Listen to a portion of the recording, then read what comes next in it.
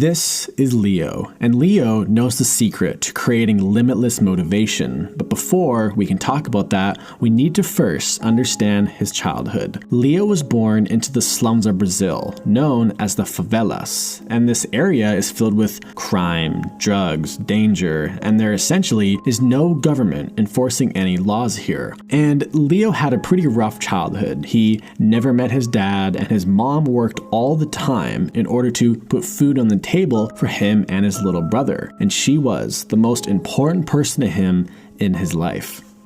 But one day, Leo's mom got very sick, and there wasn't a hospital for them to go to, and they couldn't really afford to go to the city and pick up the right medical supplies. Leo and his brother did everything they could to help her, but she didn't make it, and she died. At the young age of 17, Leo had now become the man of the house. He had no money, no expertise, no education, but he had to somehow figure out a way to provide for himself and his 8-year-old brother. And if he couldn't figure this out, him and his brother probably wouldn't be able to live long lives.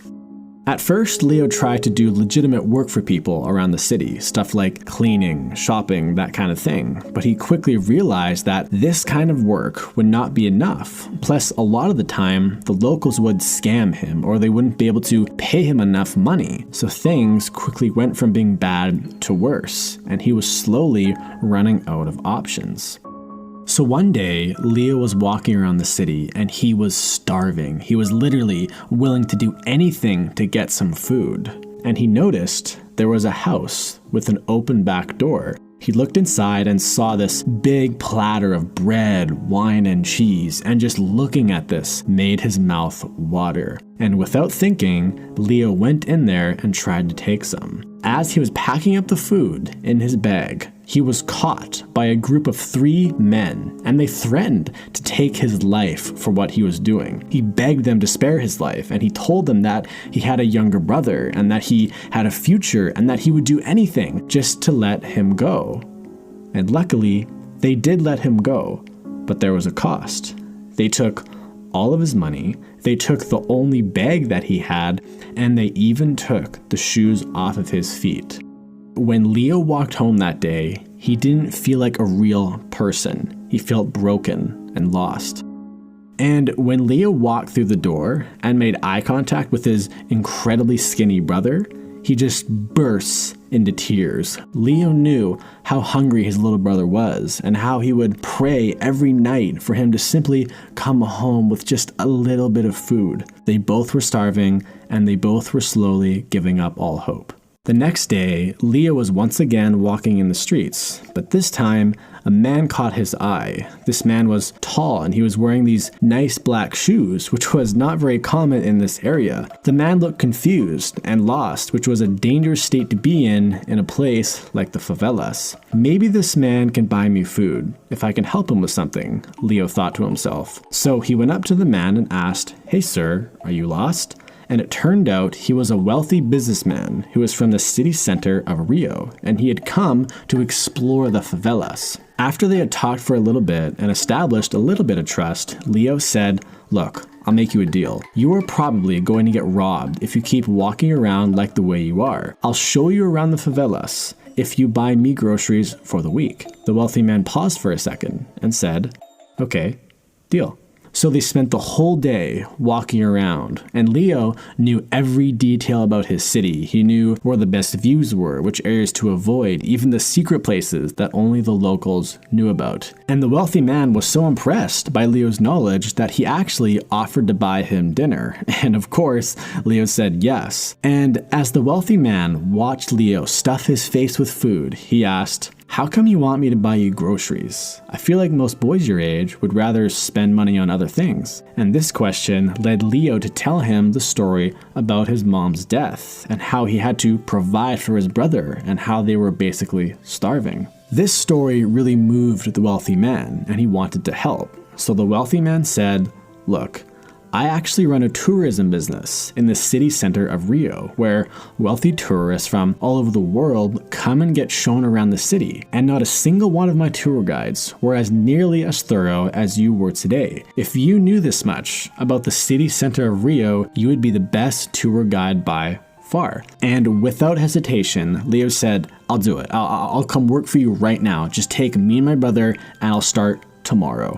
The wealthy man looked at him and quietly said, no, but I will give you these books describing the tours that we offer, and you will need to read through all of them and learn everything you can about Rio, the history, the attractions, the street names, I mean, everything. And if you pass my test, I will consider bringing you on. The man gave Leo the books, paid for his groceries, and he told him that he would return in about 2 weeks. And when Leo got home, he just looked at all the books. It reminded him of when he was in school and how overwhelmed he would feel when he had to read books for his classes. See, Leo had actually dropped out of school at a very early age because his teachers and peers labeled him as incompetent and stupid, and they basically told him that he wouldn't be successful. And all these voices still deeply haunted him to this day. And Leo thought to himself, this is crazy. Should I actually spend my time reading these books while I could be out trying to get more food? But then he looked over at his incredibly skinny, starving brother, and he realized that he had to try.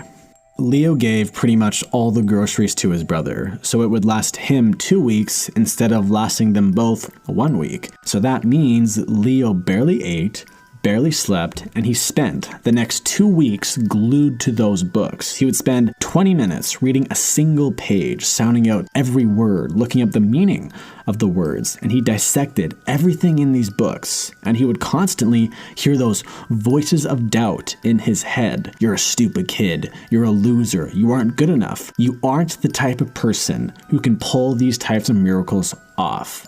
Leo felt like he was slowly going insane. Fast forward 12 days and Leo hears a knock on the door. Leo opened the door and he saw the tall, wealthy man, and he had a big smile on his face. You ready? The man said. Leo replied with, I hope so.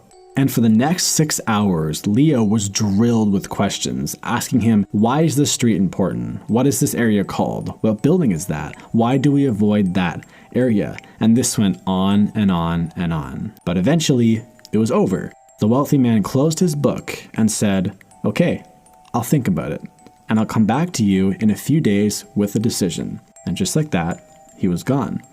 And every hour that went by, Leo wondered about the man. Both him and his brother's entire futures was riding on this. Their survivability was riding on this.